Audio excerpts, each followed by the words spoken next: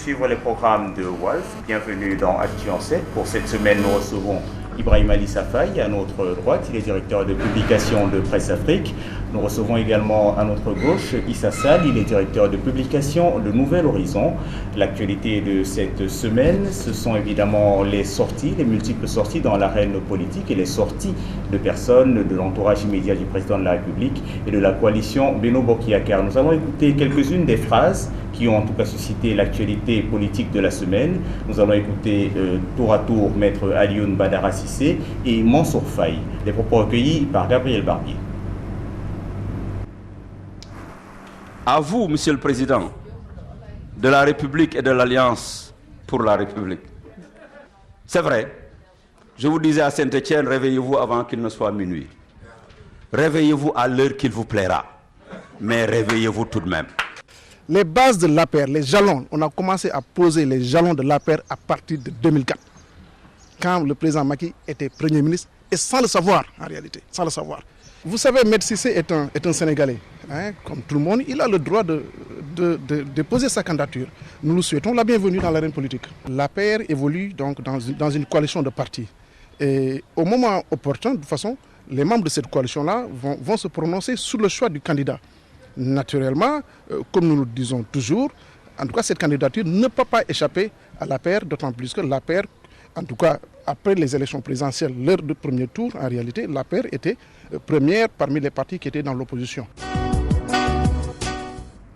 Alors nous avons écouté coup sur coup Maître Alioune Badara Cissé, nous avons également écouté Mansour Faye. Ces échanges aigre-doux, Maître Alioune Badara Cissé et Macky Sall, est-ce que nous sommes dans une espèce de feuilleton Macky Sall, Maître Abdoulaye Wade bis, Issa Sall? Oui, je ne sais pas. Vous savez, ces mots, ces discours un peu très unipersonnels, moi, sérieusement, j'aurais pu vous dire que ça ne m'intéresse pas du tout parce que je trouve que c'est sans consistance. C'est un débat sans grand intérêt pour les Sénégalais. Je crois que le débat doit être relevé et être à un autre niveau. Bon, Alioune Badara Cissé a été ministre, il ne l'est plus, il est dans un camp. Je pense que M. Faye aussi, il est dans la même situation. Je crois qu'il y a un besoin de consistance dans le débat politique. Toutes les individualités qui ont essayé d'exister au Sénégal n'ont jamais réussi en politique. Au Sénégal, la politique se fait au sein des partis politiques. Et tous ceux qui ont essayé d'exister, de tenir un discours, de jouer au solitaire, n'ont jamais réussi. Je ne sais pas si M. Cissé va réussir, mais donc, dans son discours, il tient à rester au sein de la paire. Je pense que déjà, c'est quelque chose qui est notable, mais le débat n'est pas au sein de la paire, mais c'est au sein, je crois, d'une alliance plus globale. C'est l'alliance gouvernementale. Par rapport à la situation du pays actuellement, nous sommes dans un pays qui est très pauvre. La moitié des Sénégalais ne mangent pas leur faim. Et c'est ce débat. Comment faire pour booster l'économie, créer de la richesse, mais les ambitions personnelles qui se réveillent tôt, ça vraiment, je me dis que, sérieusement, on a autre chose à écouter que vraiment de telles choses. Moi, ça ne m'intéresse pas. Sérieusement, j'aurais pu passer sans que ça vous intéresse. Ça ne m'a jamais intéressé d'ailleurs.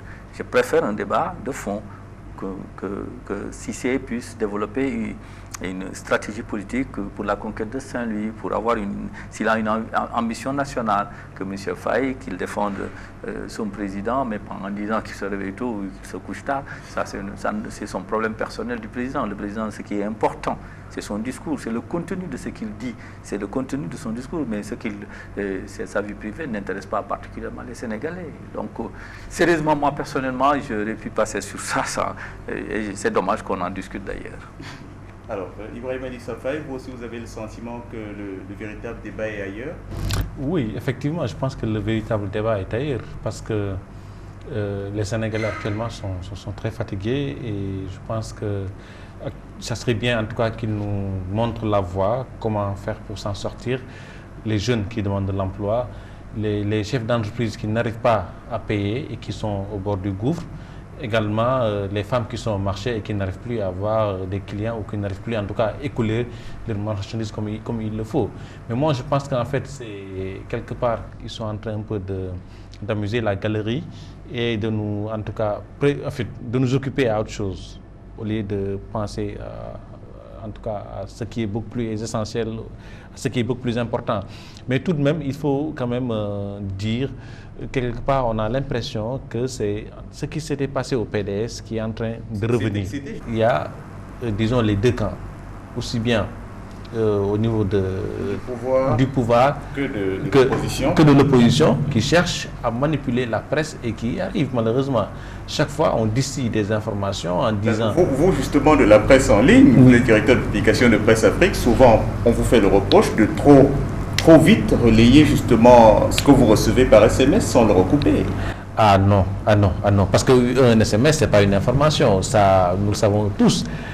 Une information, elle répond à des critères, n'est-ce pas? Et avant de publier une information, il faudrait au moins recouper et savoir d'où elle vient et vraiment pouvoir faire toutes les vérifications requises et avoir aussi les autres versions. Et tant qu'il n'y a pas ça, on ne peut pas parler d'information, parce qu'une information, elle ne tombe pas du ciel. Vous, Issa, vous avez le sentiment que la presse se laisse complètement embarquer dans ce jeu de manipulation-là? Mais vous savez, la presse, elle est tous les jours manipulée. Ça, c'est une réalité. Tous les jours, ce qu'il y a, c'est que quand même, c'est aux journalistes de faire ce qu'on appelle un traitement. C'est-à-dire quand vous avez une information, la première chose, c'est de dire, est-ce que c'est vraisemblable? Le jour, moi, si je sors d'ici et que j'arrive à la maison, on me dit Thomas Aïssi est devenu directeur général de Wolf, mais je me dis, comment? Il n'était pas au courant quand je l'ai vu. Donc, la première chose, c'est la vraisemblance. Quand on vous dit, qu'on vous donne une chose, il faut dire, est-ce que c'est possible que ça puisse arriver? Parce que nous, quand même, nous devons avoir cette capacité à apprécier les informations qui nous arrivent. Et quand on l'a apprécié, on se dit maintenant, est-ce que ça nécessite d'aller vérifier? Il arrive des informations qu'on considère comme impossibles et pourtant qui s'avèrent vraies. Mais aujourd'hui, avec les moyens, les technologies qu'on a, mais sérieusement, si on appelle quelqu'un sur son fixe, on ne l'a pas, on peut l'appeler sur son portable, on ne l'a pas, on lui envoie un mail, on lui envoie un SMS, on a énormément de moyens de contact pour pouvoir vérifier toutes les informations. Donc, c'est vrai. Il y a une rivalité, une concurrence énorme au niveau des médias, particulièrement chez ceux qui font sur le net, la presse en ligne. Et donc, peut-être que là, on peut avoir des informations qui sortent et ensuite, on se rend compte que ce n'est pas exactement ça, mais qu'il y a peut-être une petite partie de vérité, mais ce n'est pas totalement. Mais je ne pense pas qu'il y ait une volonté vraiment de rapidement donner des informations uniquement en se rendant compte que même en se disant que ce ne c'est pas vrai, mais je ne vais pas le faire parce que si je ne le fais pas, mon concurrent va le faire et peut-être que si c'est vrai, demain je serai... Mieux vaut être le dernier à sortir une information vraie que de sortir le premier une information fausse. C'est la leçon de tous les journalistes qu'on apprenne et qu'on connaît. Et que, donc, mais n'empêche, on est manipulé parce qu'il faut aller vers des sources. Et la source ne donnera que l'information qui l'arrange. Maintenant, c'est à nous de savoir que si l'information jusqu'à un tel niveau, ça peut ne pas arranger quelqu'un d'autre à partir de cette étape-là et de vérifier le reste de l'information pour savoir exactement les tenants et les aboutissants. Ça, c'est le traitement ordinaire que l'on doit faire dans toute élection tous les jours. Donc nous resterons un tout petit peu sur cela, c'est-à-dire que la presse, que ce soit en ligne ou au papier, se trompe de bonne foi, si l'on peut dire. Justement. Pas toujours, mais quand même de bonne foi. Pas toujours, mais quand même. Alors bon, nous avions quelques autres sujets, mais bon, nous avons essentiellement passé cette Actu en 7 dans l'actualité politique de cette semaine du 24 novembre 2013. En tout cas, merci à vous, Ibrahima Elissa Faye, directeur de publication de Presse Afrique. Merci également à vous, Issa Sall, directeur de publication de Nouvel Horizon. Merci à vous d'avoir accepté nos invitations. Merci à vous aussi. Voilà. Merci. Vous suiviez Actu en 7 sur Walfadjri. Merci à vous de nous avoir suivis. Merci à toutes les personnes qui nous ont permis de vous présenter ce programme. Remerciements particuliers à Cheikh Diandiaï ainsi qu'à Hubert Assogbar, à Matoula et Sall. Restez fidèles au programme de Walfadjri. Agréable semaine.